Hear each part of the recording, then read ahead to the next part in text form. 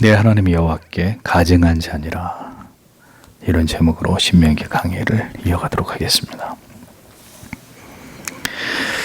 하나님의 구별된 백성들의 정체성은 하나님이 명하신 율례와 법도를 준행하고 이것을 지켜 행함으로 하나님 사랑과 이웃 사랑의 대의를 쫓아 살아가는 데 있습니다. 그것이 우리를 택하여 부르신 궁극의 목적이고 신자가 존재하는 이유이기 때문이죠. 우리는 하나님의 법을 지켜 행하는 것으로 하나님을 영화롭게 하고 영원토록 그를 즐거워하는 삶을 살아가야 되는 거룩한 사명이 있는 자들입니다. 그러므로 구약의 율법의 말씀들은 주님이 다시 오실 때까지 구원받은 하나님의 자녀로서 그리스도인들이 이 땅에서 추구해야 되는 그 삶의 내용과 가치가 무엇인지를 우리에게 분명하게 설명해 주고 있는 중요한 지침과 기준이 되는 것입니다. 이것을 무너뜨리면 인간은 인간을 지으신 그 창조의 의도와 목적에서 벗어나서 더 악으로 치닫게 되고 무질서와 혼란 속으로 빠져들게 될 수밖에 없는 것입니다. 여러분 창세기를 보십시오. 인간이 창조된 지 1세기가 채 되지 않아서 얼마나 죄악이 관영하게 됩니까? 이미 노아의 홍수 사건이 오기 전에 이미 그때 동성애가 그때부터 출현하지 않습니까?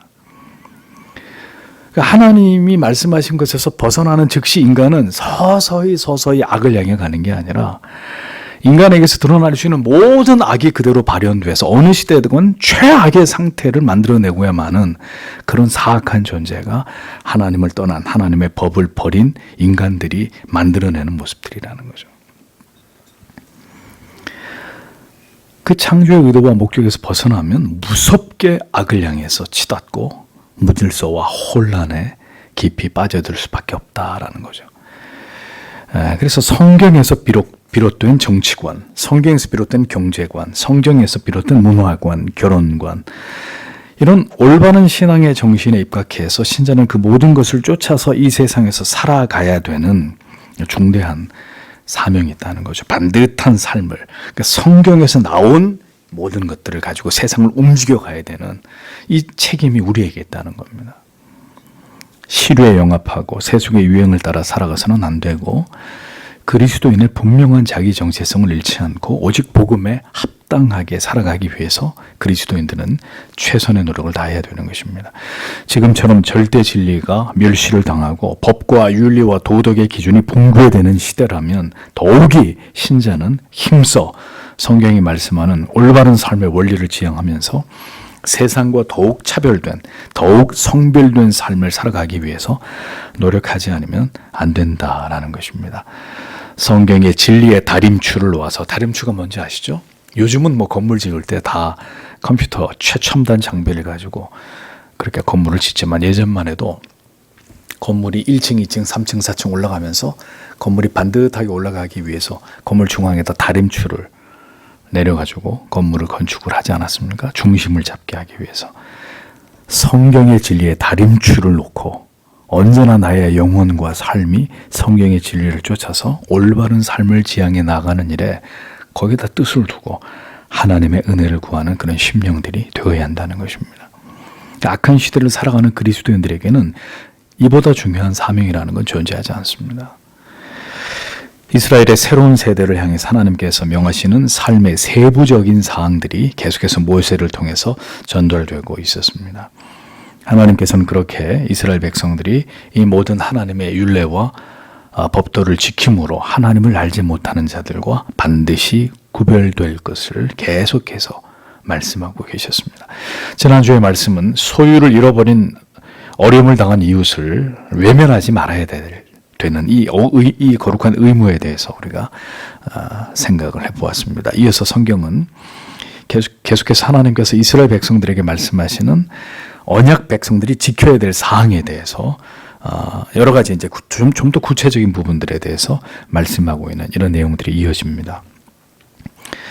자, 여러분 이 모세오경에 대해서 여러분들에게 말씀을 전하면서 여러 차례 강조를 했습니다. 하나님의 모든 명령과 규례 속에는 뭐가 담겨 있다고요? 하나님의 성품이 담겨있다. 하나님의 호불호를 통해서 결국 하나님이 어떤 분이신지가 그 계명 속에 우리에게 말씀하시는 율례와 법도 속에 다 드러나고 있단 말이죠. 예, 그 말씀 안에 하나님의 성품이 다 담겨 있어요. 그러니까 하나님 자신을 그런 방식으로 이스라엘에게 가르치고 계시는 거예요. 나 여호와는 이것을 좋아하고 이것을 싫어한다. 미워한다. 이것을 기뻐하고 이것을 혐오하고 이렇게 행하는 자는 반드시 나에게서 끊어진다. 이렇게 말씀하시는 걸 통해서 하나님이 어떤 분인지를 이스라엘 백성들에게 가르치고 계셨단 말이죠.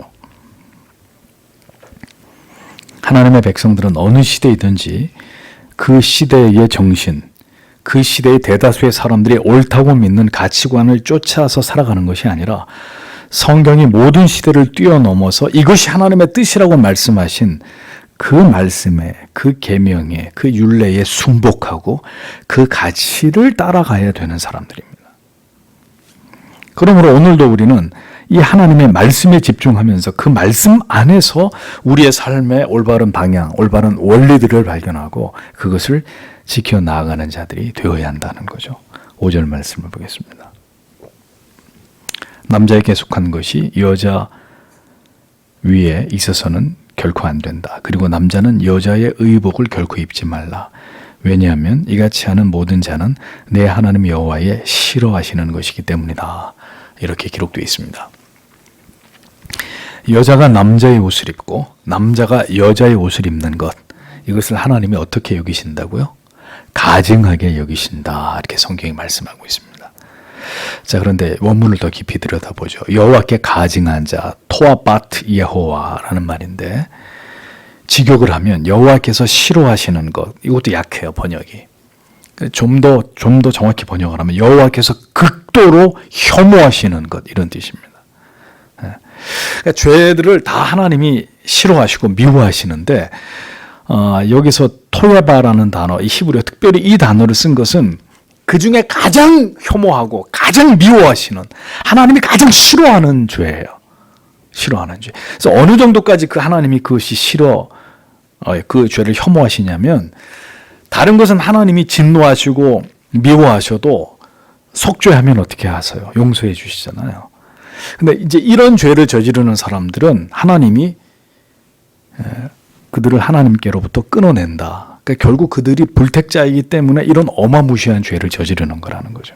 성경에서는 하나님이 그들을 멸한다, 끊어낸다 그랬지만 결국 하나님의 백성이 아닌 증거가 그렇게 나타난다는 거예요. 그러니까 하나님이 자기 백성이 아니라고까지 선언할 만큼 그렇게 싫어하시는 죄예요. 자기 백성들의 죄는 돌이켜 회개하면 용서하시지만 이 죄를 지으면 그냥 아웃이에요. 아웃. 여기서 가증스럽고 혐오스럽다는 건 뭐가 가증스럽고 혐오스럽다는 것이냐면 사람의 성격이나 사람이 지향하는 어떤 가치나 사람이 만들어내는 문화에 대한 것입니다.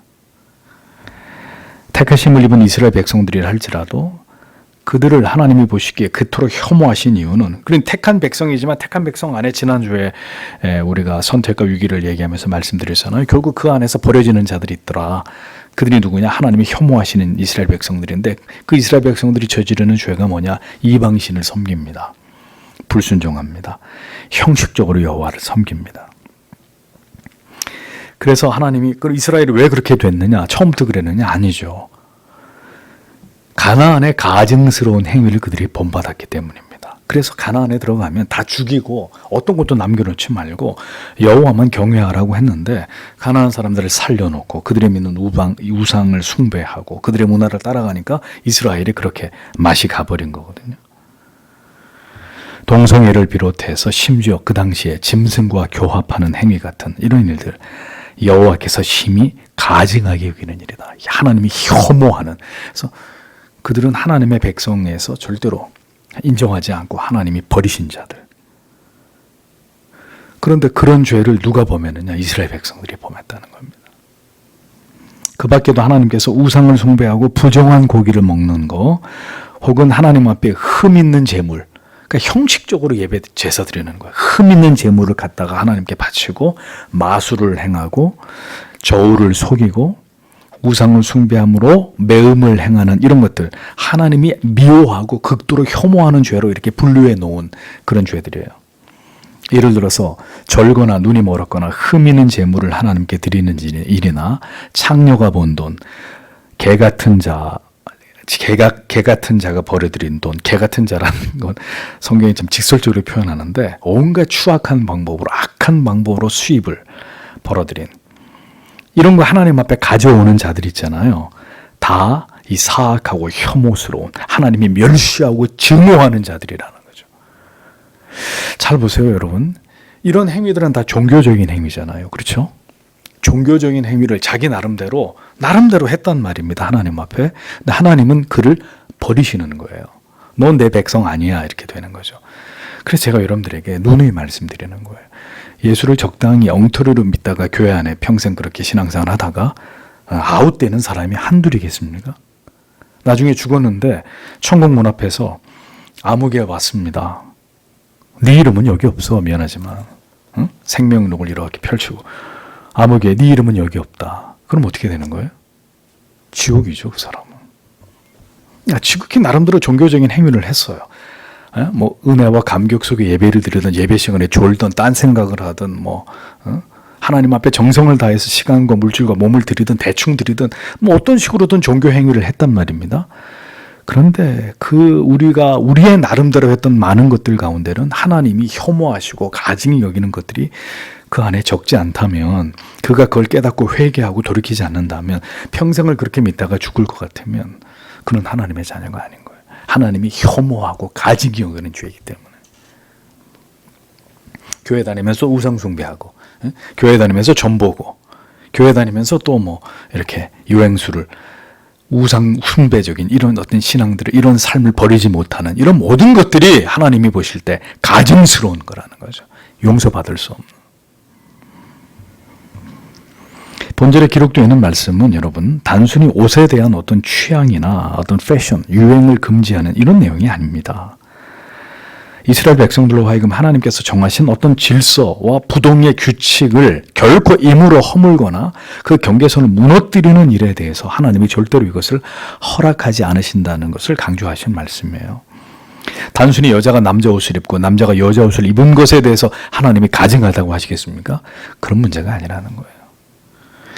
이것은 원문을 살펴보면 그 의미가 더 깊이 잘 드러납니다. 한글 성경에 남자의 의복 이렇게 번역된 원문의 의미는 직역을 하면 남자의 도구라는 뜻이에요. 켈리 게베르라는 이 히브리 말인데, 여기서 의복을 뜻하는 켈리는 비단 의복만 의미하는 게 아니라 남자들이 흔히 사용하는 남자들만의 장신구, 남자들의 어떤 무기, 남자들과 관련된, 남자들이 주로 사용하는 남성성을 드러내는 이런 물건들을 다 의미하는 것입니다. 또 여자의 의복이라고 했어요.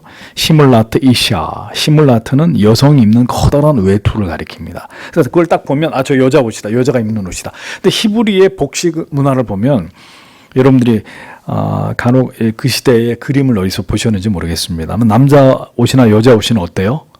비슷해요.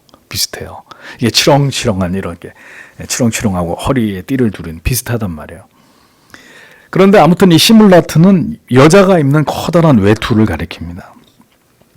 그러니까 남자가 취하는 것을 여자도 취하고 여자가 입는 옷을 남자가 입는다. 그 행위를 그냥 그럴 수도 있다. 그 개인적 취향이다. 이렇게 보는 게 아니라 성경은 하나님이 정하신 질서와 경계를 무너뜨리는 것이다. 이렇게 보는 거예요. 남자가 남자이기를 싫어하고 여자가 여자이기를 싫어하는 걸로 간주하는 거죠. 그래서 하나님이 그와 같은 의도로 남자가 여자 옷을 입고 여자가 남자 옷을 입었기 때문에 하나님이 혐오하신다고 말씀하고 있는 거죠. 단순히 옷을 바꿔 입었기 때문이 아니라 남자인데 여자처럼 되고 싶은 거예요. 여자인데 남자처럼 되고 싶어 하는 거예요. 그 정신이 그 안에서 작동을 했다는 얘기예요. 그래서 하나님이 그것을 가증하게 여기셨던 것입니다. 절대로 조화롭지 않고 정상적이지 않은 그런 혼합, 순리대로 하지 않고 영리대로 하는 이런 것들을 하나님이 심히 불결하게, 혐오스럽게, 가증하게 여기시는 분이셨다라는 겁니다. 왜? 그것은 하나님이 세우신 질서와 전혀 맞지 않는 것이기 때문입니다. 성경에 보면 이런 이와 유사한 말씀들이 나와요. 예를 들면 레위기 19장에 보면 서로 다른 종류의 씨를 어떻게 하지 말라고요? 서로 다른 종류의 씨를 한 포도원에다가 심지 마라. 이렇게 말씀하십니다. 또 서로 다른 가축을 한 결의에다가 멍에를 갖추면서 땅을 갈게 하지도 마라. 소하고 예를 들면 말하고 아니면 소하고 망아지하고 이렇게 각기 다른 종류의 심지어 가축을 멍에를 메어가지고 밭을 가는 일도 다른 가축들로 한 멍에를 매서 밭을 갈게 하지 마라. 또 서로 다른 종류의 천으로 한 옷을 짜서 입지 말아라. 통으로 짠 한 천으로 제작된 옷을 만들어서 입어야 된다. 여러분 좀 유치해 보이십니까? 아니 그 당시에 이방 나라는 있지도 않은 무슨 이런 법을 하나님이 만들어가지고 이스라엘 백성들에게 이런 것까지 이렇게 하나님이 명령을 하시나? 다시 말씀드립니다. 이게 뭐예요? 하나님의 성품이에요. 하나님의 속성이 그러시단 말이에요. 하나님이 호불호를 말씀하시면서 하나님이 어떤 분이신지를 백성들에게 가르치십니다. 즉, 그럼 하나님이 어떤 분이라는 걸 우리가 알 수 있죠? 하나님은 섞이는 것을 싫어하시는 분이에요. 처음부터 하나님이 만든 그대로 보존되고 존재하는 것을 그분이 원하시는. 내가 이렇게 만들었다면 내가 이렇게 만들었는데 누군가가 이 나무를 변형시켜가지고 이 나무에서 원래는 그냥 이렇게 열매가 나오는 나무가 아닌데 여기서 뭐 사과가 나오고 포도가 나오고 가지가 맺혀지고 이렇게 만들었어요. 하나님이 가증하게 보시는 거죠. 악하다고 간주 안 하는 거예요. 내가 이렇게 안 만들었는데 도대체 누구 마음대로 이 나무를 창조주 내가 디자인한 것에서 변형시키고 니들 마음대로 바꾸냐 이거죠. 이게 하나님이 가장 싫어하시는 겁니다. 그분이 이것을 만든 주인이기 때문에 주인 허락도 안 받고 여러분들 같으시면 내가 옷을 빌려줬는데 친구가 자기 마음대로 그 옷을 나름대로 다르게 만들어서 입었어요. 그리고 나한테 가지고 왔어요. 잘했다 그러십니까? 너하고는 절교다 이제. 내 다시는 너한테 옷을 빌려주면 내가 빨개 벗고 다닌다. 이러면서 싸우실 거 아닙니까? 사과나무에서 사과가 열려야 되는데 복숭아가 열려요. 오이나무에서 오이가 열리지 않고 호박이 열려요. 요즘에 참 이상하더라고요. 그렇죠? 오이 고추 들어보셨어요? 네. 수박이 노래요 이제는. 노란 수박. 씨 없는 수박. 이제 우리가 흔히 보던 그런 그 농산물들이 아니에요. 뭔가가 이상해요. 맛도 이상하고. 그런데 우리는 그냥 아무 생각 없이 그런 개량된 것들을 우리가 먹잖아요. 하나님의 창조의 질서들을 인간이 서슴지 않고 이렇게 무너뜨리고 있는 것입니다. 하나님의 영역, 인간이 침범해서는 안 되는 건데 침범하는 거예요. 창조하신 원래의 질서대로 그 창조의 세계를 유지하고자 하심이 하나님의 뜻인데 절대로 인간이 그걸 무너뜨리면 안 되는데 그걸 허물기 시작하고 있잖아요. 인간들이 아주 용감무성하게 대담하게 이런 추악한 저주받은 죄들을 범하고 있는 것입니다. 그냥 죄가 아니라 심히 미워하고 매우 혐오하는 극악한 죄를 절대로 구원받을 수 없는 유기된 자들의 표징이 되는 이런 죄들을 대담하게 마지막 시대의 사람들이 짓고 있습니다. 동성애를 비롯한 온갖 음란한 죄가 만연하던 고린도 교회를 향해서 사도가 분명히 이렇게 말하죠. 고린도전서 6장 9절에서 10절. 불의한 자가 하나님의 나라를 유업으로 받지 못할 줄을 알지 못하느냐. 미혹을 받지 말라.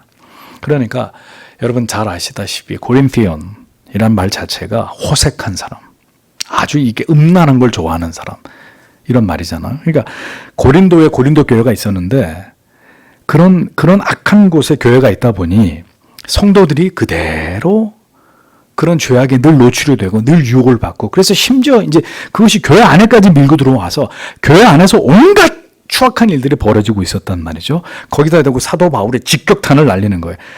미혹을 받지 말라. 음란한 자나 우상 숭배하는 자나 간음하는 자나 탐심하는 자나 남색하는 자나 도적이나 탐남하는 자나 술 취하는 자나 후욕하는 자나 토색하는 자들은 하나님의 나라를 유업으로 받지 못하리라. 사도가 할 수 있는 최고의 수준의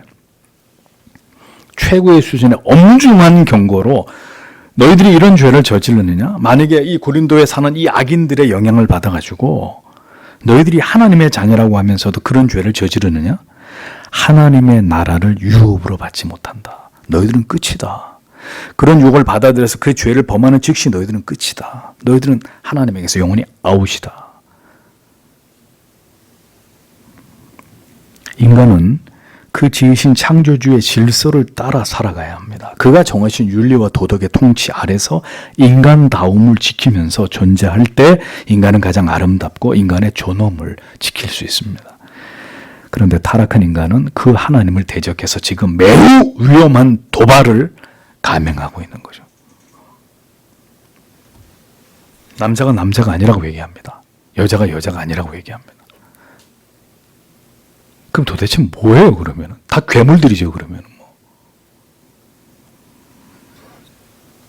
모든 창조의 질서와 섭리와 그 명백한 경계를 허물고 일탈을 합리화하면서 탈선을 정당화하고 있습니다. 이것이 모두 참남한 일들이고 하나님의 두려운 심판과 징계를 피할 수 없는 멸망의 전주곡이 되고 있는 것입니다. 그런데 그리스도인들이 그걸 구경을 해요. 그리고 그러든지 말든지. 그럼 그렇게 살라 그래. 차별하지 말고 그냥 내버려둬. 그러면 이제 우리도 그들과 크게 다를 바가 없는 사람이 되고 마는 것이죠. 남자는 남자로서의 하나님이 남자로 지으신 그 남자다운 모습으로, 여성은 하나님이 여성으로 그를 지었잖아요. 그럼 여성다운 그 아름다움을 추구하면서 그렇게 살아가는 것이 가장 아름다운 것입니다. 가장 아름다운 것입니다.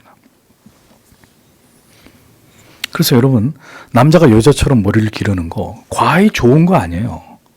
남자는 남자답게 머리를 깔끔하게 자르고 누가 봐도 남자처럼 보여야 돼. 근데 뒤에서 보면 남자인가 여자인가 돌아가서 얼굴을 보기 전에는 확인이 안 돼요. 적어도 그리스도인에게는 그런 패션, 그런 헤어스타일 옳지 않아요. 여성에서 보여주는 특징들을 남자가 선호해. 그래서 막 화장해요. 아침에 출근하면서 남자들이. 예? 요즘엔 그렇다 그러더라고요. 남성 화장품도 날개 돋치듯이 팔린대요. 예, 역사에 없던 일이에요. 그 다음에 여성이 머리를 남자처럼 잘라요. 그럼 남자처럼 옷을 입어. 유니섹스 이런 패션이잖아요. 남자처럼 옷을 입고 남성처럼 보이는 특징을 흉내내고, 그 전혀 여성으로서 가꾸지도 않고 멋도 부리지 않고 남자처럼 그냥 선모성처럼 이렇게 다닌단 말이죠. 아름다운 거 아니에요, 그거. 아름다운 거 아니에요. 분명히 구별되어야 합니다. 이것이 진리가 우리에게 가르치는 바입니다. 하나님이 너를 남자로 지었으면 남자다워야 되는. 그러니까 남자답다는 것에 또 많은 이제 어떤 의미들이 거기에 포함이 되어야 돼요. 여자는 여성스러워야 되는 거예요. 이게 하나님의 창조의 질서대로 살아가는 거예요. 구별을 무너뜨려가지고 인간 마음대로 성을 결정하겠다. 성경은 남성, 여성 두 가지 성밖에 없는데 무슨 놈의 성이 20몇 가지, 30몇 가지, 나라마다 50몇 가지 미쳐 돌아가는 거죠. 세상이. 용서하십시오. 미쳐 돌아가는 거예요. 세상이. 자기들이 하나님이 되겠다는 거잖아요. 자기들이. 절대로 하나님을 인정하지 않으시는, 이것은 인정하지 않는 정도가 아니라 하나님이 멸하시는, 하나님이 저주하시는, 하나님이 극도로 혐오하시는 그런 죄라는 사실을 잊지 말아야 합니다. 다시 말씀드립니다, 여러분. 그렇게 행동하는 사람을 우리가 미워하는 게 아니죠. 그런 행동을 미워하는 거예요. 그런 성향, 그에게서 나타나는 그런 성격, 남자인데 여자가 되고 싶어하는 어떤 이런 치명적인 그의 어떤 심리적 결함, 고치고 회복해서 남자로 살고 여자로 살도록 교회는 도와야 되는 거죠. 기도하면서. 그래서 우리는 사람을 정죄하고 미워하는 게 아니라 어떤 사람들이 갖는 그 죄성, 그 행위, 그 죄악된 그 발상, 그런 자유롭고자 하는 그런 사상을 우리가 미워하는 거죠. 정죄하고. 그래서 여러분, 우린 어려서부터 자녀들을 남자로 키워야 되고 여자로 양육해야 합니다. 남자도 여자도 아닌 모호하게 성 정체성을 올바로 인식하지 못하게 하는 것은 절대로 바람직한 교육이 아니에요. 그래서 이제 심각해지는 거예요. 도대체 우리 아이들을 어느 유치원에를 보내야 되고 어떤 초등학교, 중학교, 고등학교 이제 어떻게 이제 어디서 자녀들을 양육을 해야 됩니까? 기가 막힌 세상이 되고 있는 거죠. 그래서 남자는 어렸을 때부터 남자라는 정체성을 가지고 자라고 여자는 여자로서 여자의 정체성을 가지고 자라가도록 부모님들은, 믿음의 부모님들은 책임을 지고 자녀들을 그렇게 양육해야 될 의무가 있으시는 겁니다. 그러니 젊은 지체 여러분, 여러분들이 남편도 아내도 전부 다 맞벌이를 하느라고 아이들을 그래 유치원에서부터 맡기고 애들이 거기서 뭘 배우는지 신경도 안 쓰고 그래서 걔들이 나중에 엄마 저는 남자도 여자도 아니에요. 이렇게 말하게 만든다면 부부가 벌어서 얼마를 벌고 여러분들이 얼마나 윤택한 삶을 살지 모르겠지만 여러분은 부모로서 직무를 유기하는 거예요. 그 자녀가 자기 성 정체성도 모르고 세상에 썩어 빠진 교육을 받아서 아이가 자기 정체성에 혼란을 느낄 정도가 됐다. 그러면 여러분들은 부모로서 하나님 앞에 가서 심판을 받게 될 겁니다. 그러면 둘 중에 한 사람이 직업을 던지고라도 아이를 집안에서 책임지고 기르는 일에 내가 좀 못 먹고 못 살고 가난하더라도 이젠 그렇게 살아야 되는 거예요. 그걸 각오하셔야 된단 말이에요. 각자의 개성을 중시하는 시대가 됐습니다. 그러니 제가 오늘도 이런 설교를 하고 있지만 이런 성경적 가르침을 이야기하면 당장에 저희 교회 성도님들은 그러신 분이 안 계시겠지만 당장에 여러분 중에 어떤 사람 저런 시대착오적인 저런 설교를 하고 있다고 목사가 지금 때가 어느 때인데 무슨 중세 봉건 시대 같은 그런 얘기를 하고 있다고 꼰대라는 이제 이런 비난을 받게 되겠죠. 목회자가. 상관없습니다. 저는 여러분들에게 분명히 그리스도인은 이 가치를 결국 무너뜨리면서 살아서는 안 된다는 오늘도 성경의 진리를 여러분들에게 전하고 있을 뿐입니다. 여러분들이 받아들이든 안 받아들이든 해석의 자유는 여러분에게 있지만 그 결과는 엄중하다는 것을 잊어버리면 안 되는 거죠. 보십시오. 여러분, 사소한 경계를 무너뜨리는 결과가 오늘 같은 혼란을 야기시킨 거예요. 그러니까 무슨 얘기냐. 옷을 바꿔 입는 정도 가지고 뭘 그러십니까? 아니 머리를 좀 기르든지 머리를 짧게 자르는 거 가지고 목사님 뭘 그러십니까? 거기서부터 출발한 거예요. 거기서부터 시에서 결국은 남자가 트랜스젠더 여자든 남자든 성을 전환해버리는 여기까지 오게 된 거예요. 단순히 옷을 바꿔 입는 것, 좀 남자처럼 입고 여자처럼 과도하게 멋을 부리는 것부터 시작해서 결국은 그게 어디까지 왔느냐? 동성애를 합법화하는 시대까지 와버린 거예요. 사소한 경계를 허문 결과 이제는 모두 인간이 주체가 되어서 내가 하고 싶은 대로 자기를 주장하면서 그것을 억제하거나 이제 통제하는 것을 불법이라고 얘기하는 이제 그런 시대가 되어버린 거죠. 하나님이 이미 성경 속에서 분명히 이것을 구별해 놓으셨습니다. 혼합되지 않도록. 하나님이 매우 이 문제에 대해서 하나님이 혐오하는 죄라고까지 못 박으시면서 안 된다고 말씀하시는 거예요. 그래서 교회는 우리가 죽을 때까지 끝까지 이 성경의 진리를 우리는 사수해야 되는 거죠. 세상이 몇 번 뒤집어지는 난이 있더라도 우리는 끝까지 이 진리를 지킬 수밖에 없는 것입니다.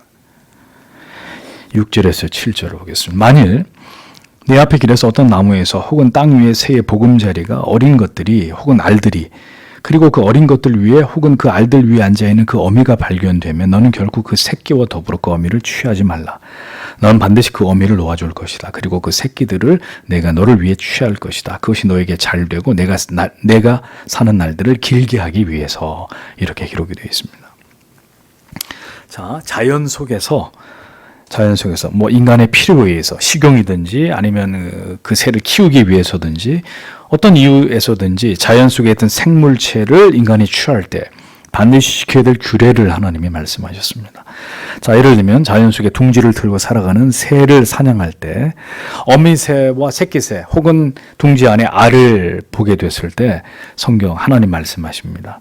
어미새와 새끼새 다 취하면 안 된다. 어미새는 놓아주고 네가 새끼새를 취할 수 있다. 그래서 가져가서 키워가지고 식용으로 쓰든지 아무튼 새끼의 새만 취해야 된다고 하나님이 법으로 규정을 하셨습니다. 신명기 14장 21절에 보면 너희는 너희 하나님 여호와의 선민이라 무릇 스스로 죽은 것은 먹지 말 것이니 그것을 성중에 우고하는 개개에게 주어 먹게 하거나 이방인에게 팔아도 가하니라. 그 다음에 너는 염소 새끼를 그 어미의 젖에 삶지 말지니라. 이 말씀이 나옵니다. 염소 새끼를 그 어미의 젖에 삶지 말아라. 이건 이방인들이 그들의 그 식욕을 위해서 요리하는 그 레시피예요. 이방인들은 잔인해가지고 사냥을 하거나 음식을 만들 때 이방인들은 어떤 규정도 없어요. 자기들이 하고 싶은 대로 하는 거예요. 더 맛있게, 더 고기가 연하게, 뭐 어떤 방법을 취해서든 자기들 먹기 좋은 대로 그렇게 하는데 하나님의 백성들에게 하나님은 말하지 못하는 민물들이라 할지라도 그들을 잔인하게 대하지 말고 그들을 보호하고 배려해야 된다는 것을 말씀하셨습니다.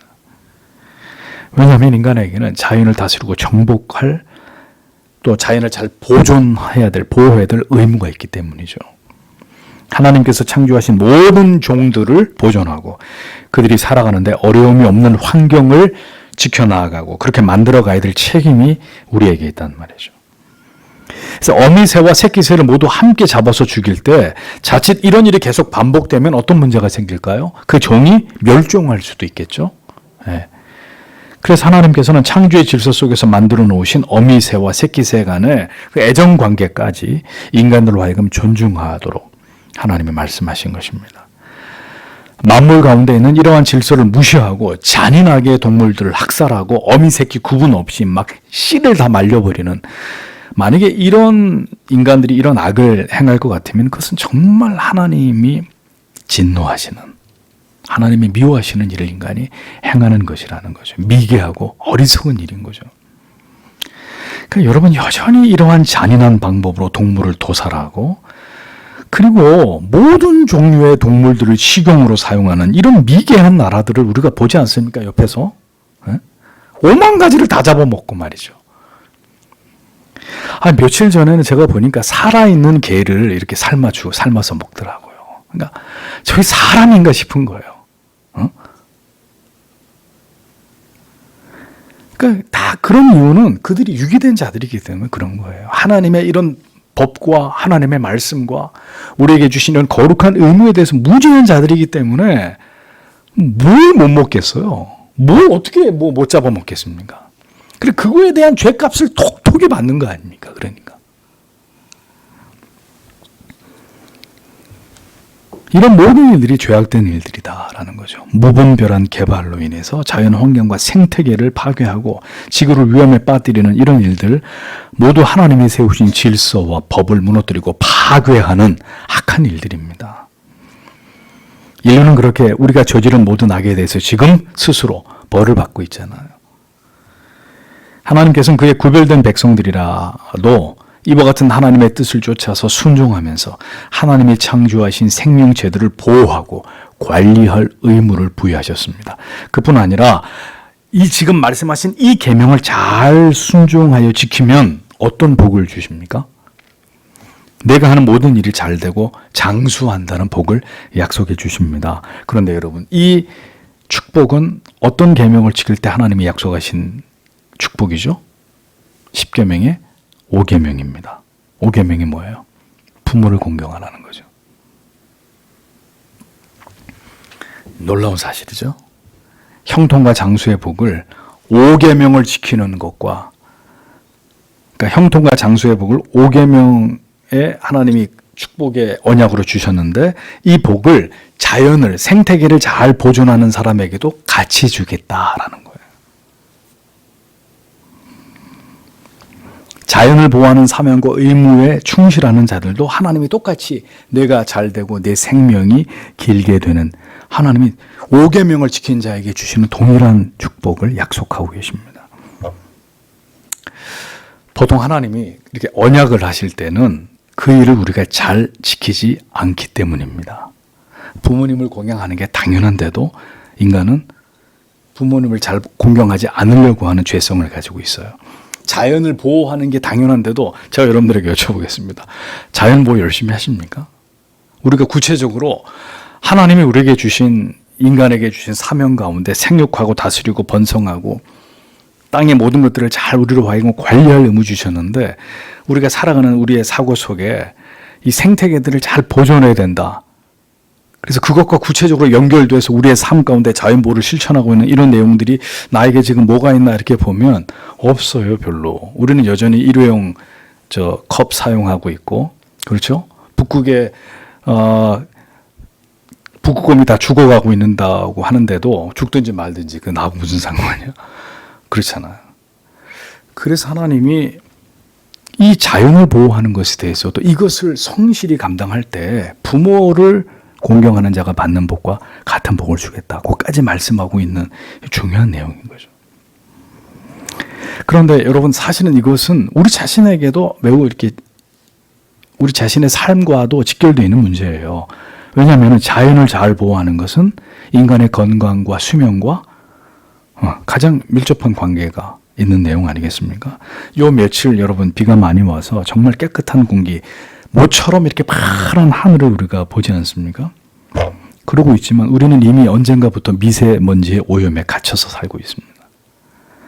물도 오염되어 가고 우리 먹거리 대부분 GMO로 다 이렇게 뒤덮여 있잖아요. 그러니까 인간이 스스로 자연과 환경을 파괴한 벌을 이렇게 우리 스스로 지금 받고 있는 거예요.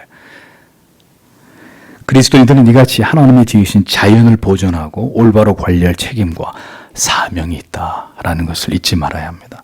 하나님이 세우신 자연의 질서를 유지하고 발전시켜야 되는 책임은 모든 그리스도인들에게 주어져 있는 해도 그만 하지 않아도 그만이 아니라 의무예요. 책임이에요. 그래서 교회가 사회적으로 어떤 일을 감당할 때 가난한 이웃들을 돌보는 것도 굉장히 중요하지만 더 나아가서 교회가 해야 될 일들 가운데는 이 생태계와 자연환경, 멸종당하는 종들을 보존하는 이런 것까지도 하나님의 사람들에게 주신 중요한 사명이라는 것에 대한 인식이 우리에게 새롭게 있어야 된다는 것입니다. 적어도 환경을 보존은 못해도 환경을 파괴하는 죄를 교회와 성도가 앞장서서 지어서는 안 되는 거죠. 그래서 우리가 환경과 생태계가 급격히 파괴되고 있는 이러한 시대 속에 우리에게 주신 사명을 다시 한번 우리가 생각하면서 이런 부분에 대해서 우리가 무엇을 해야 될지도 구체적으로 생각해 볼 필요가 있다는 것입니다. 마지막으로 8절을 보면 내가 새 집을 건축할 때 그때 너는 너의 지붕에 난간을 만들어야 할 것이다. 그리하여 내가 내 집 안에 결코 그 피를 두지 말라. 왜냐하면 떨어지는 자가 그곳으로부터 떨어질 것이기 때문이다. 직역이 되면 이런 말씀입니다. 자, 여러분 보십시오. 이 하나님의 법의 치밀함과 세밀함을 우리가 보게 되는 것이죠. 이미 출애굽 시대에 이와 같은 건축법을 하나님께서 제정하셔가지고 사람의 생명, 안전을 도모하게 하셨다는 거죠. 저는 건축사가 아니라 잘 모르겠지만 집을 하나 지을 때도 많은 법들, 규정들이 있을 거예요. 그것을 지켜야 준공이 떨어지고 그렇게 되지 않습니까? 그런데 이미 이 시대에 하나님이 이런 것까지 다 말씀하셨어요. 지붕에 난간을 반드시 설치해야 된다. 펜스를 반드시 설치해서 추락하는 사고가 일어나지 않도록 해야 된다. 여러분 이런 법이 성경에 나온단 말이에요. 놀랍지 않습니까? 저만 놀라운가요? 지붕 위 가장자리에 반드시 난간을 설치해라. 권고사항이 아니라 법입니다. 누군가가 내 지붕에 올라갔다가 추락하는 사고가 만약에 발생을 했다. 그럼 그 책임은 전적으로 그 집 주인에게 있다는 사실을 성경이 공시하고 있습니다. 인간의 생명에 대한 보호와 안전의 의무를 이미 이 구약의 굉장히 고대 사회 속에서 이미 구약 말씀 속에 하나님이 이렇게 명시해 놓았다는 점은 놀랍게 그지없는 부분입니다. 그러니까 이웃 사랑을 그냥 이웃을 사랑해라. 끝. 이렇게 말씀하고 끝나는 게 아니라 우리의 삶에 구체적으로 어떻게 하는 게 이웃을 배려하고 사랑하는 것인지를 세심하게 하나님이 이미 그 시대의 이스라엘 백성들에게 하나하나 다 가르치시는 거예요. 얼마든지 이러한 사고들이 일어날 수 있습니다. 그렇죠. 일어날 수 있는 모든 안전사고에 대해서 하나님의 백성들은 그것을 대비하고 인명을 보호해야 될 책임이 있다는 것입니다. 그리스도인들은 이러한 안전에 대한 투철한 의식을 가지고 직업에 종사해야 되는 거죠. 그러면 어떤 일을 하든 우리가 어떤 직업을 갖든 이런 안전의식, 내가 최선을 다해서 사람들의 안전을 책임져야 된다. 인명을 보호해야 된다 하면 여러분들이 음식을 만드실 때도 상하지 않은 신선한 재료를 여러분들이 선택하시려고 할 것이고, 여러분들이 뭐 이런 걸 하나 만들어도 날카롭지 않게 뭔가 사람에게 위해하는 것들이 있는지 없는지를 다 살피실 것이고, 그러니까 우리가 하는 모든 것에 이 하나님 사랑과 이웃 사랑의 대의를 녹여가지고 어떻게 하는 것이 이웃을 가장 행복하게, 가장 안전하게 하는 일일까? 이런 것들을 생각하면서 우리가 모든 일을 하게 되지 않겠습니까? 그럼 어떤 세상이 오겠어요? 그게 바로 자본주의 정신이에요.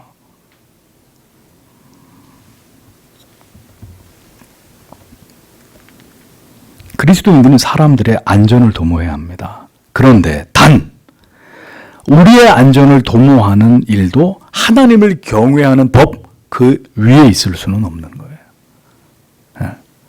인간의 모든 안전과 생명을 보호해야 될 의무와 책임이 우리에게 있되, 그것이 하나님을 경외하는 법 위로 올라가서 그것이 우상이 되어버린다. 그래서 사람이 제일이야. 사람이 우선이야. 하나님은 뒷전이야. 지금 하나님 그 예배가 중요한 게 아니야. 사람이 살고 봐야 돼. 이것은 곤란하다라는 겁니다. 우리의 모든 일상에서 이웃의 생명을 지키고 보호하는 일은 가장 우선시 되어야 하는 일이지만, 하나님을 경외하고 우리가 마땅히 하나님께 행해야 될 중요한 신앙의 의무를 이행하는 문제에 있어서만큼은 어떤 것도 이것보다 우선시 될 수가 없는 거죠. 그래서 자녀들아, 부모를 어떻게 공경하라고요? 주 안에서 공경하라. 이 단서가 붙어 있는 거죠. 부모 공경은 100번 1000번을 얘기해도 지당한 것이지만, 그 부모님을 공경하되 주 안에서 이 단서가 붙어 있다는 것을 우리가 유념해야 되는 것입니다. 신자는 자연과 사람을 보호하고 그들을 위험으로부터 지켜야 되는 책임이 있습니다. 우리의 직업이 이 모든 정신을 담고 있어야 되는 거죠. 결국 이기적인 삶으로 우리 자신만을 위한 삶을 살아가는 것은 하나님이 원하시는 삶이 아닙니다. 언제나 모두의 안전을 세심하게 생각하고 동물이든 사람의 생명이든 그것을 보존하고 지키는 것을 하나님이 우리에게 명하셨다라는 것입니다. 그리스도인들은 성별된 하나님의 사람들입니다. 그 말은 하나님을 알지 못하는 자들과 다른 가치관, 저들과 다른 기준을 가지고 살아가는 자들이어야 한다는 거죠. 그러니까 세상 사람들이 괜찮아, 뭐 그런 거 가지고 그건 중요한 게 아니야 라고 해도 우리는, 저한테는 중요합니다, 이 일이. 저는 이렇게 해야 되겠습니다. 제가 이렇게 할 수 있도록 허락해 주십시오. 그것은 당신의 기준이고 저의 기준은 당신과 같지 않습니다. 그런데 내 기준이 법을 어기는 것이라면 저한테 얘기를 하십시오. 법을 어기는 것이 아니라면 제가 이 일에 대해서 더 책임 있게 할 수 있도록 허락해 주십시오. 안 믿는 사람들이 볼 때 뭐 저런 사람이 다 있어. 대충 해도 될 걸. 근데 그게 그리스도인의 삶이라는 거죠. 돈이 얼마나 더 들어가든지, 공사 비용이 얼마나 더 추가되든지 안전하게 건물을 짓는 것입니다. 그런데 사람들이 그렇게 하나요? 그렇게 안 하잖아요. 그러니까 어떻게 난림 공사를 하고, 재료비를 중간에서 빼먹고 안 좋은 재료 속여가지고 건물주를 속여서 그렇게 건물 짓고, 이런 일들은 뭐 비일비재한 일들 아닙니까? 결국은 어떻게 돼요? 나중에 엄청 소금 많이 섞인 모래 가지고 건물 지어가지고 나중에 붕괴 사고 일어나고 금 가고. 그래서 그렇게 해서 인명피해가 일어나게 될 경우에 그건 하나님이 보시는 분명한 죄가 되는 거예요. 그리스도인들은 절대로 그렇게 일을 해서는 안 된다는 거죠. 돈을 아끼고 이윤을 더 많이 얻기 위해서 나쁜 재료 사용해서 음식 만들어 파는 거, 그렇게 하느니 문을 닫는 게 나아요. 그리스도인이 그렇게 해서 장사를 하느니 차라리 문을 닫는 게 나은 거예요. 정직하게 하든가, 내 이윤은 최소화하고 이웃을 섬기고 사랑하는 마음으로 좋은 재료를 써서 풍성히 먹이는 거죠. 그렇게 살면 하나님이 나를 굶기시겠습니까? 그게 신자가 살아가는 삶의 방식인 거죠. 어떤 원칙이 있잖아요. 원칙. 우리가 그걸 가지고 세상에서 살아가야 되는 것입니다. 하나님 사랑과 이웃 사랑의 대의를 가지고. 무슨 사업을 하든지 이웃에게 반드시 이익이 되는 일을 해야지, 저 사람들은 손해보고 나만 이익을 챙긴다? 그리스도인이 아니란 말입니다.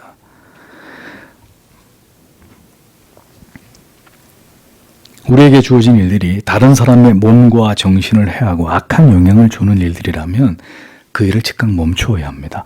사람들을 속이고 안전이 아니라 오히려 위험으로 내모는 일들, 신자가 어떤 일을 하든 그런 일들에서 돌아서야 됩니다. 그건 우리가 해야 될 일이 아니에요.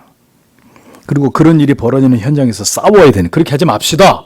법대로 합시다. 제대로 합시다. 정직하게 합시다. 외쳐야 되는 거죠. 넌 필요 없어. 그럼 알겠습니다 하고 나오는 거예요.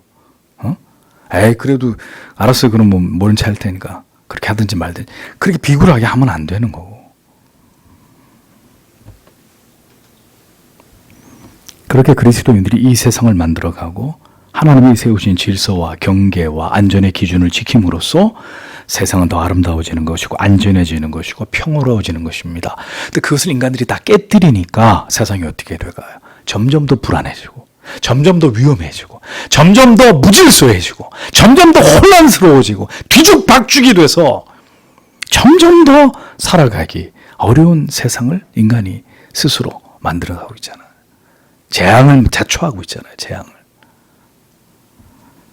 하나님께로 돌아가는 것 외에는 답이 없는 것입니다. 다시 성경으로 돌아가는 것 외에는 우리가 살 길이 없는 거예요. 우리는 전부 다 죽음의 길로 가고 있는 겁니다. 자멸의 길로, 멸망의 길로, 인류가 스스로 자살의 길로 가고 있는 거죠. 지금 하나님을 버리고 하나님의 정하신 것을 파괴하고 허물어버리고 불법을 자행하고 인간을 파멸로 몰아가는 이 모든 일들은 악한 것이고 그에 따른 하나님의 보응을 받게 될 것입니다. 하나님이 매우 미워하시고 혐오하시는 이런 가증한 죄악들을 계속해서 인류가 행한다면 인류는 반드시 더 큰 고통과 위험에 직면하게 될 것입니다. 그래서 그리스도인 여러분 저항해야 되는 거예요. 싸워야 되는 것입니다. 우리의 신앙의 자유와 우리의 미래를 위해서 다음 세대들을 위해서 침묵하시면 안 되고 분열이 일어나서 우리는 그런 법을 거부합니다. 반대합니다. 라고 외쳐야 되는 것입니다. 하나님이 주신 이 아름다운 세상이 파괴되는 것을 구경하고 있어서는 안 되는 거예요. 직무유기란 말입니다. 직무유기.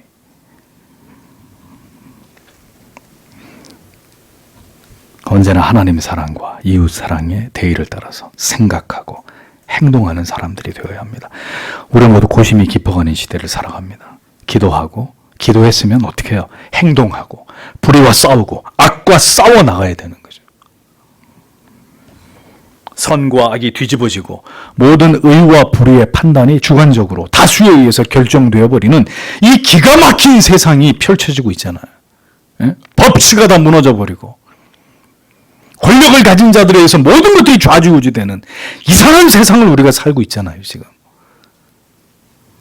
분노해야죠. 거룩한 분노를 가지고 하나님이 세우신 질서와 법을 허무는 세상에 대해서 교회가 일어나야죠.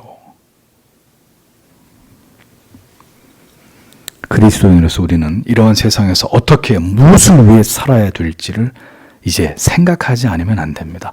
아무 생각 없이 살면 살 수 있습니다. 세상이 뒤집어지든지 말든지. 그냥 나만 살면 나만 그냥 오늘의 모든 것들을 유지하고 살아가면 그만이다. 얼마든지 살 수 있어요. 어렵잖아요. 먹으러 다니고 놀러 다니면서 뭐 세상이 어떻게 돌아가든 그냥 처연하게 이래 살다 죽으면 그만이다. 적어도 근데 그것은 그리스도인의 삶은 아니에요. 하나님이 원하시는 삶은 아니에요. 하나님의 뜻을 이루고 하나님의 뜻이 하늘에서 이루어진 것 같이 땅에서도 이루어지기 위해서 우리는 우리가 해야 될 일들을 해야 되는 거죠. 그것이 하나님의 명령이기 때문입니다.